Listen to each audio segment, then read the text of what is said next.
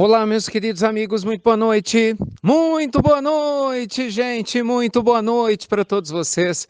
Começando com o carinho de sempre, mais uma pílula noturna, nossas pílulas inspiradoras do bem, aqui baseados no nosso amado Evangelho, luz e paz para o seu coração, luz e paz para a sua vida. Gente, hoje é quarta-feira, né, dia 9 de setembro, daqui a pouquinho, terceira aula, terceiro encontro, terceiro dia na nossa super série Berço ao Túmulo. Hoje nós vamos falar dos grandes médiuns da humanidade, seus tipos de mediunidade. Gente, vai ser lindo demais. Tenho certeza que você não vai querer perder. Estou te esperando, hein? Quem participou nos últimos 2 dias, graças a Deus, está tirando um grande proveito. Eu estou muito feliz com o projeto.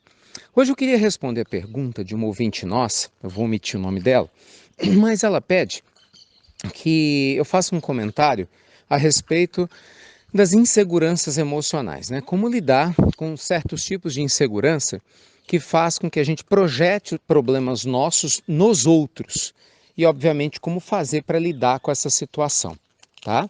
Só lembrando que se você quiser participar, estou te esperando. Entra no site institutonamastê.com.br e aí você manda a sua pergunta aqui para mim. Gente, o que acontece? Cada um de nós está vivendo e escrevendo a sua própria história, concorda?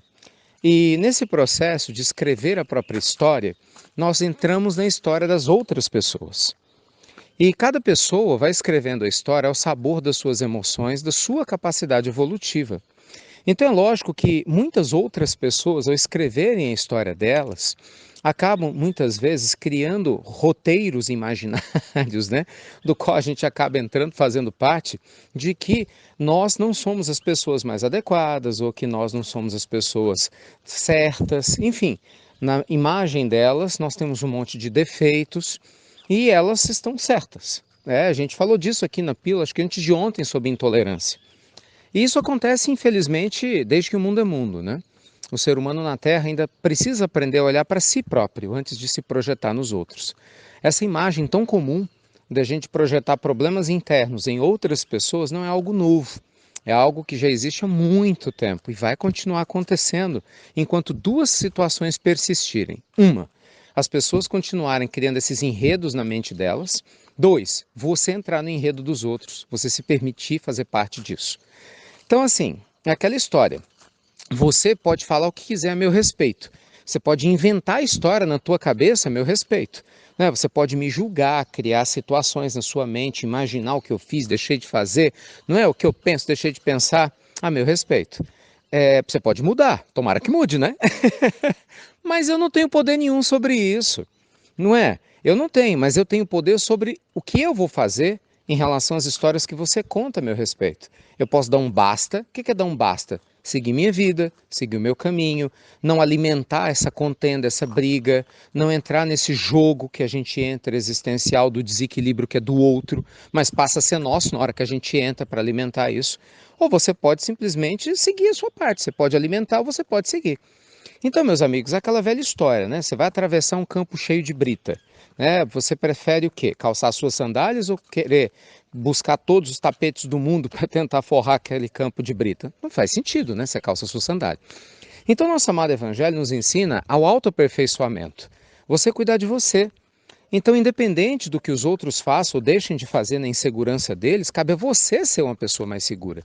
Cabe a você ser uma pessoa mais consciente. Cabe a você ser uma pessoa que se conhece mais. Cabe a você ser uma pessoa que tem mais luz, mais paz e compartilhar, não é? Essa luz, essa paz com quem te rodeia. Sabe, meus amigos, nós somos responsáveis por tudo aquilo que a gente cativa. Pensa nisso. E nós precisamos aprender a cativar o coração de nós mesmos. Não é só cativar o coração do outro. E você vai cativar o seu próprio coração respeitando o seu eu sagrado, o seu eu divino. Então, quando a gente decide não fazer parte do drama do outro, isso não é egoísmo. Egoísmo é você pensar só em você e esquecer do outro. Quando você decide cuidar do seu eu sagrado, do seu eu divino, independente do que as outras pessoas falem ou não a seu respeito, para você não entrar na insegurança delas, você está exercendo uma atitude de amor. Por quê? Porque se você amar mais, se você for uma pessoa mais equilibrada, mais harmoniosa, você vai poder se doar mais para as outras pessoas, percebe? E nesse processo de doação em relação ao outro, tudo vai fluir de uma maneira muito mais bonita, de uma maneira muito mais especial. Então, ó, Fica aqui a dica, fica aqui o conselho, fica aqui essa fala afetiva, carinhosa, generosa, sabe, do Evangelho para todos nós. Conhecereis a verdade, ela vos libertará. Então liberte-se, deixe que cada pessoa faça seu caminho de despertamento espiritual. E cada pessoa tem o direito de se sentir confusa e de viver nas suas confusões, mas você tem o direito de seguir adiante. Você tem o direito de não entrar na confusão do outro. Você tem o direito de buscar o seu autoconhecimento. Você tem o direito de continuar orando por quem quer ficar, mas seguir. Porque isso é amor. Você se recupera e depois você volta recuperada, recuperado para ajudar o outro. Lembre-se, um salva-vidas, ele só pode salvar alguém que está na piscina, no rio, no mar, se ele sabe nadar. Se ele não souber nadar e ele entrar na piscina, no mar, onde for, ele morre junto, né? Desencarna junto com outra pessoa que ele está tentando salvar. Então lembre-se disso. Cuide do seu eu sagrado. Se salve primeiro.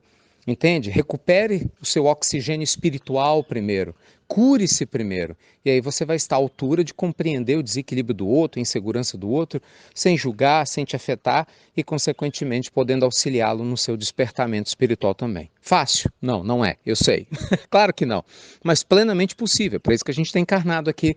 Por isso que a gente se ajuda, que a gente tem evangelho lá todo dia, pílulas, não é? Temos as nossas maratonas, os nossos cursos. É por isso que a gente está aqui junto, para a gente se auxiliar. Tá bom?